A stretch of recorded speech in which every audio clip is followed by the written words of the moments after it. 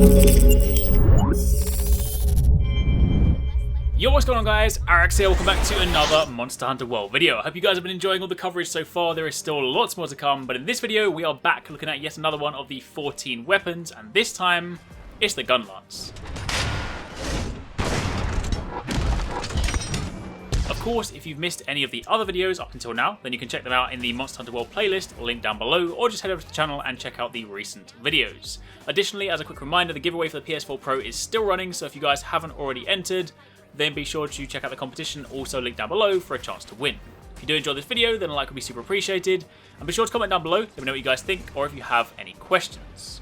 Now, to begin with, for those of you that are new to Monster Hunter, the Gunlance, as the name suggests, is part lance and part gun. However, unlike something like a bowgun, the gun component is strictly used for close range damage, to complement the stabbing or poking attacks from your lance. You also have a hefty shield, and much like the lance, this is one of the strongest shields in the game, providing you with great defensive capabilities. After all, that shield forms the core of your Gunlance play. See, unlike most other weapons, where you're free to move around and roll when you see danger coming your way, the Gunlance and lance are designed to be more like the iron wall, that kind of hold the line weapon, if you will. Since your dodges are instead back hops, your playstyle is much more about being up close next to the monster and then repositioning when you need to in order to continue your assault. The first time you pick up either of the two lance weapons, they'll feel a little bit odd, a little bit different if you come from other weapons, but once you adapt to the intended playstyle, they're incredibly fun to use. In the case of the Gunlance, factoring in the shelling mechanic from the gun component adds an additional layer, and thanks to a pretty cool addition in Monster Hunter World, you also have a new move to play with. Oh, and also, for those of you guys wondering, the heat gauge introduced in Monster Hunter Generations, that is gone. So that is one less thing to worry about.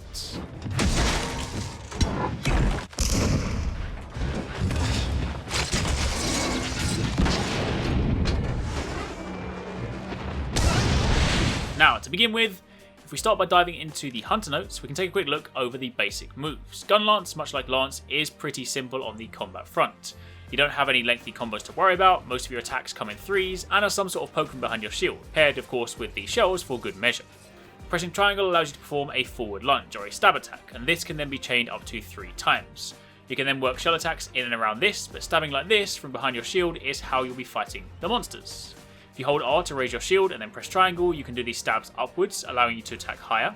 And similarly, pressing triangle and circle together performs this strong scooping attack, and you then have a few triangle follow-up options from there. Circle are your shell attacks. Pressing this will then see you fire off a close range shell, and you can then work this into your triangle attacks so you can do things like stab, shoot, etc. At the top of the screen you have your ammo. Each time you fire a shell it goes down by 1, and once you've used all 5 you'll need to reload. Reloading can be done with R2 and circle. Following a strong scooping attack, you can press triangle to slam your lance down onto the enemy, and if you press circle after this, you can unload all your shells in your burst fire attack. Since this uses all your shells, you'll need to reload after this too. However, the observant ones out there might have noticed this new UI element here. This is the worm stake cannon. Remember that fancy new move we saw in the weapon videos a couple of weeks back, where the Gunlance user impales that explosive stake in the Great Jagress's head? That, my friends, is what this icon is for. There are a few ways to get to this. One example is following a series of shelling attacks. A further circle input will instead go into the worm stake attack. With this, you fire off a stake from the front of your Gunlance, and it will then get stuck in the monster, hitting it multiple times, and then a second or so later, it'll explode. Once you fired it, the UI element goes red, indicating that you once again need to reload. A simple R2 and circle reload will reload this as well for you, so you can reload shells and the stake at the same time. Following the slam attack I just spoke about, you can use your shells in burst fire, and then, to add further insult to injury, you can also deploy a worm stake in the monster's head. Alternatively, if you prefer not to use up all your shells after the slam attack, you can press triangle again to go into the wide sweeping attack, and then follow this with a worm stake cannon again. So as you can see, there are a fair few ways to work this into your combos as a nice little finisher. As to be expected, all these attacks heavily deplete your weapon sharpness, so you'll need to keep an eye on that during combat, but since the sharpness gauge is now a meter, it's a lot easier to monitor that in real time.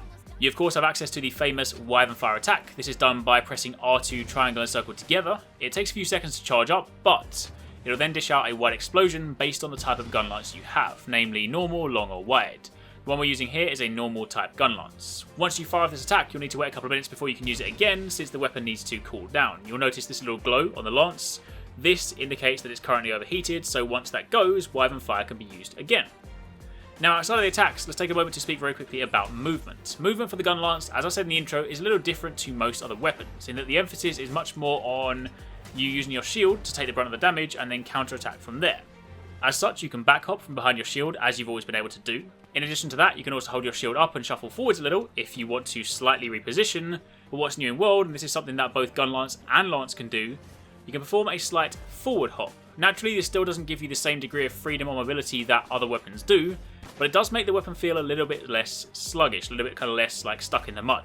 One of the things that often put people off trying both Lance and Gunlance is that they often feel quite restricted in the way that they can move. The restriction is largely there, again, based on the intended playstyle for the weapon, but these new additions just give you a little bit more mobility, so if you want to move forward, instead of having to do the usual technique of spinning around and hopping backwards towards the monster, you can instead just shuffle or advance forward instead. Now besides that, jumping back to the useful combos page for a second, you can get a quick recap of the moves we covered. We have the basic triple poke with the shell attack worked in. You have the rising slash into overhead slam ending with the burst fire that unleashes your shells, and again we know that you can follow that with a worm stake cannon. And finally you have the rising attack into the swiping combo, again ending in the worm stake. But for the time being, that is pretty much it from me. That's a very quick look at some of the attack options for the weapon, and some of the changes and additions in Monster Hunter World. Much like the other videos, I'm going to let the hunt play out in the background so you guys can see some gameplay and listen to the game sounds without me talking over the top. Be sure to keep it locked because there is still lots more to come. If you've missed any of the other videos I uploaded, then you can check them out on the channel, and if your favourite weapon isn't there yet, then it will be very soon. But for the time being, thanks very much for watching, take it easy, catch you next time, peace out. Don't forget that.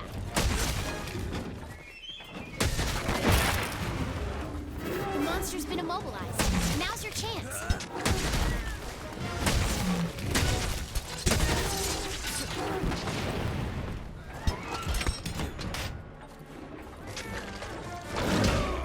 Dodge its attacks. Don't forget, you can guard too.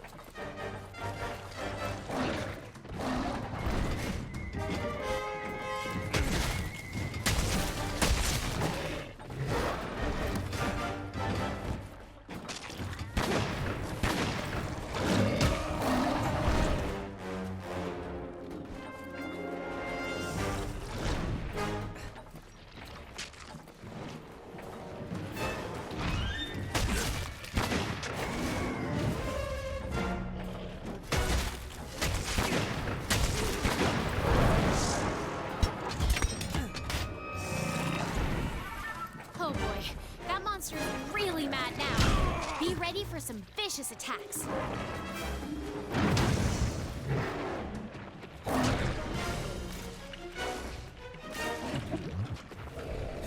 Hey, these shrubs look like the perfect place to hide.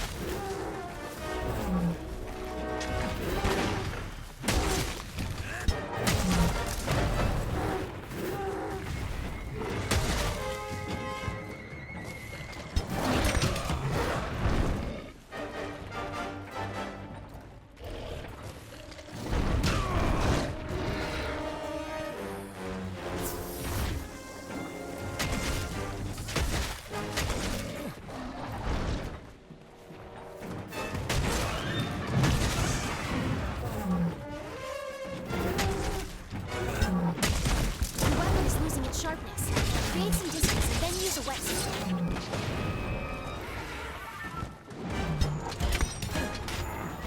Look, the monster's almost done for. Chances are it'll retreat to its nest to recuperate.